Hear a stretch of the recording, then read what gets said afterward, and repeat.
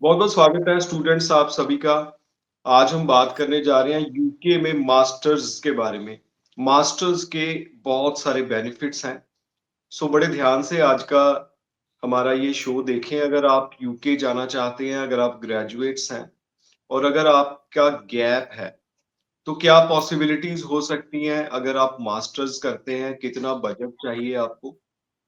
कितनी देर की मास्टर्स है और मास्टर्स के बाद कैसा फ्यूचर, कैसी सैलरी आपको मिल सकती है। ये सारे अपडेट्स हम आपके साथ शेयर करेंगे। आप नंबर डिस्प्ले हो रहा है कॉल का, कॉल भी कर सकते हैं अगर आपका कोई भी सवाल है यूके को लेकर। आज के हमारे गेस्ट हैं, स्टडीज़ केयर से सीनियर कंसल्टेंट परमिंदर सिंह जी। बहुत-बहुत स्वागत है परमिंदर जी आपका। Thank you sir. सो बात करते हैं मास्टर्स के बेनिफिट्स की। क्या मेजर बेनिफिट्स हैं आपको लगता है मास्टर्स के अगर कोई ग्रेजुएट करता है और एलिजिबिलिटी क्या है कितना गैप के साथ आप मास्टर्स कर सकते हैं? सबसे पहले तो मैं मास्टर्स के बारे में बताता हूँ। मास्टर्स में सर ऐसा होता है, इसके बेनिफिट्स क्या है यूके में। सबसे बड़ा बेनिफिट है कि वहाँ पे जो ड्यूरेशन है मास्टर डिग्री की वो 1 साल की होती है। ठीक है। तो उसमें बच्चे को ये बेनिफिट है कि 1 साल की वो फीस पे करता है अपनी, उसको नेक्स्ट ईयर की फीस की कोई टेंशन नहीं है। इट मीन्स कि ये हम डायरेक्टली बोले तो इसकी जो बजट है ना, काफी कम हो जाता है बच्चे का।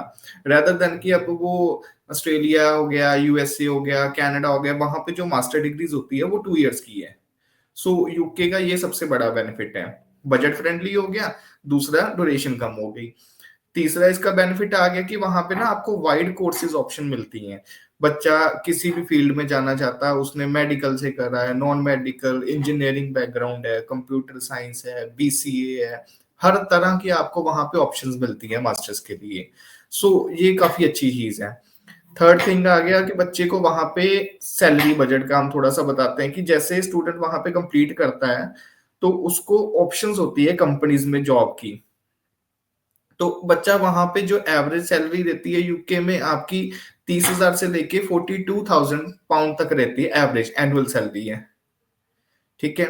तो दूसरा आगे का बेनिफिट इसका ये है कि वहां पे ना कई बच्चों की जी मैट की रिक्वायरमेंट होती है, जैसे यूनिवर्सिटीज हैं।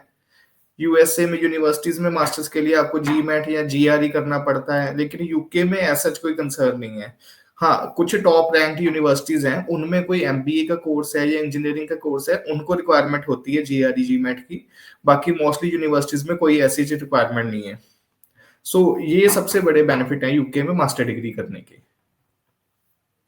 जी, परमिंदर जी अब कोर्सेज़ के बारे में आप क्या कहेंगे? मेजर कौन-कौन से कोर्सेज़ में जाना चाहिए अगर मास्टर्स करनी है तो? सर मास्टर्स के लिए ना यूके में सबसे ज्यादा चलता है एमबीए। वहां पे एमबीए में भी काफी स्पेशलाइजेशंस हैं। एमबीए आप कर सकते हो, ग्लोबल एमबीए है, एचआरएम है, फाइनेंस में है आपके पास ऑप्शंस। तो वहां पे काफी ऑप्शंस हैं। दूसरी आ गई बच्चे जिन्होंने एलएलबी करा हुआ है इंडिया में, उनके पास एलएलएम के लिए काफी ज्यादा स्पेशलाइजेशंस होती हैं वहां पे। उन्होंने कमर्शियल लॉ पढ़ना है, उन्होंने इंटरनेशनल रिलेशन पढ़ना है, या उन्होंने कोई और ऑप्शन लेनी है एलएलएम में, तो वो भी उनके पास ऑप्शंस होती हैं। आ गया इंजीनियरिंग का। कईयों ने जैसे यहाँ पे बीटेक करने के बाद उनके पास 2-3 साल का, 5 साल का, 10 साल का एक्सपीरियंस होता है मैनेजर लेवल का। वो वहां पे एक एमबीए की ऑप्शन भी कंसीडर कर सकते हैं, दूसरी मास्टर्स ऑफ मैनेजमेंट की ऑप्शन भी कर सकते हैं। इंजीनियरिंग मैनेजमेंट की ऑप्शंस कर सकते हैं, कैसे कोई मैन्युफैक्चरिंग कंपनी है, कोई वहां पे फैक्ट्री है, वहां पे उनकी जॉब कर सकते हैं वो इंजीनियरिंग मैनेजमेंट के बाद। फिर वहां पे कोर्सेज आते हैं हेल्थ केयर मैनेजमेंट के, कोई नर्सिंग का बच्चा है, एमबीबीएस का बच्चा है, बीडीएस का बच्चा है, वो health care management, public health, इसमें अपने कोर्सेज वो ले सकते हैं। साइकोलॉजी करने का किसी को है प्लान तो वो साइकोलॉजी में भी आगे कर सकता है। नर्सिंग यहाँ पे किसी ने करी है, वो पब्लिक हेल्थ में भी जा सकता है, प्लस नर्सिंग में भी उनके पास भी ऑप्शन है, मास्टर्स इन नर्सिंग में। काफी वाइड ऑप्शंस हैं बच्चों के लिए। तो एक और ऑप्शन आती है वहां पे कन्वर्जन डिग्री की।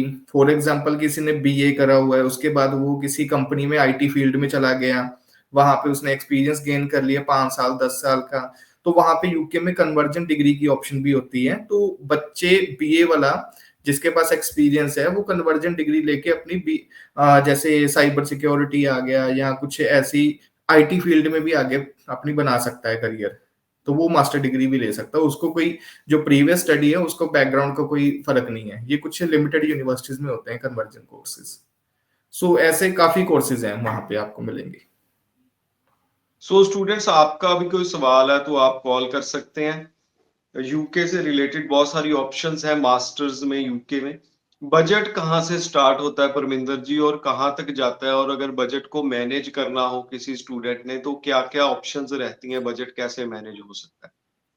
सर यूके में बजट का ऐसा है कि वहां पे आपको ना जो ट्यूशन फीस है, 1 ईयर की फीस आपकी 13 से 14 लाख से स्टार्ट होके वो एवरेजली अगर अच्छी यूनिवर्सिटी जितनी मर्जी आप फीस लेके जाओ 32,000 पाउंड तक भी है, 40,000 पाउंड तक भी है। तो वो डिपेंड करता है हम कौन सी यूनिवर्सिटी में जा रहे हैं। जो मिनिमम एवरेज फीस में बताता हूँ यूनिवर्सिटीज की, वो आपकी 16,000 से लेके 18,000 पाउंड के बीच में रहती है।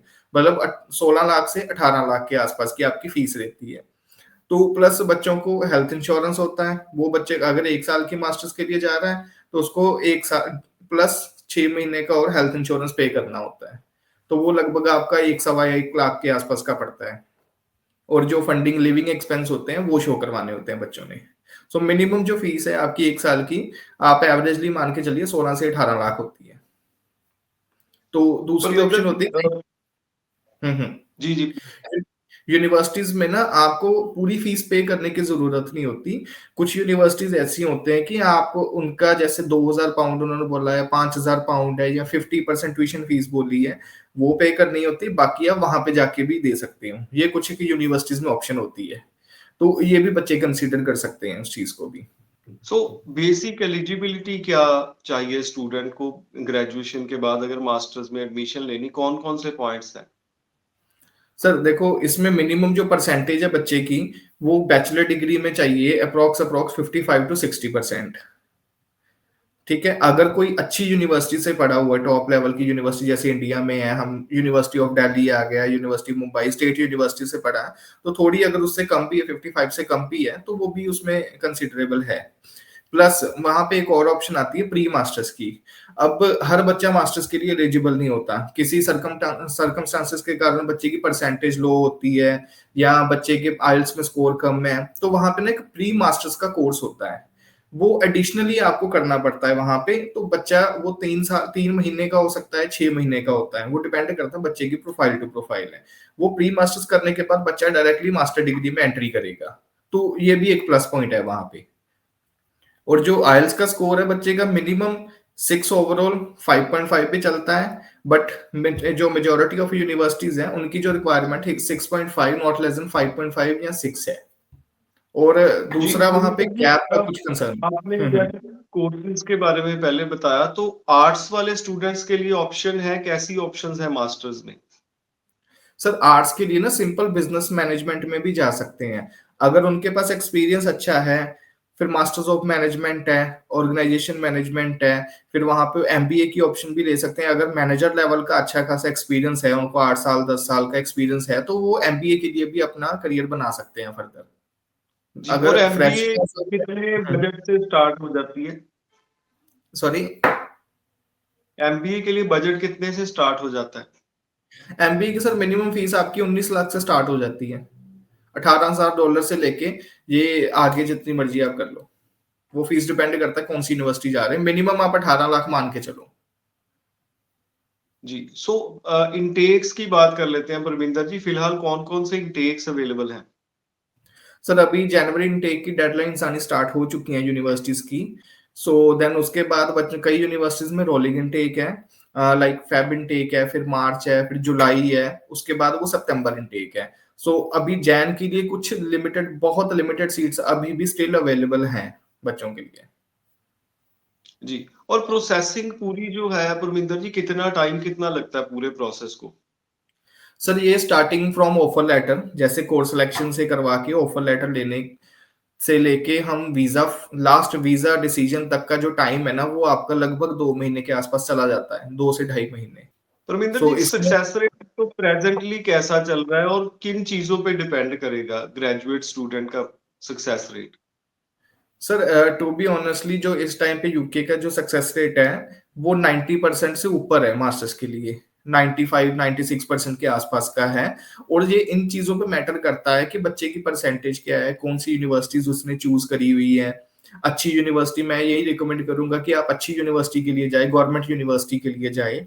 प्लस बच्चे के पास अगर एक्सपीरियंस है, वो अपनी फील्ड में जा रहा है, एक्सपीरियंस उसके पास अच्छा मैनेजर लेवल का है, तो वो चीज भी काफी मैटर करती है उस चीज के ऊपर। सो मेच्योरिटी 50% लेवल वाले कितने परसेंट सर?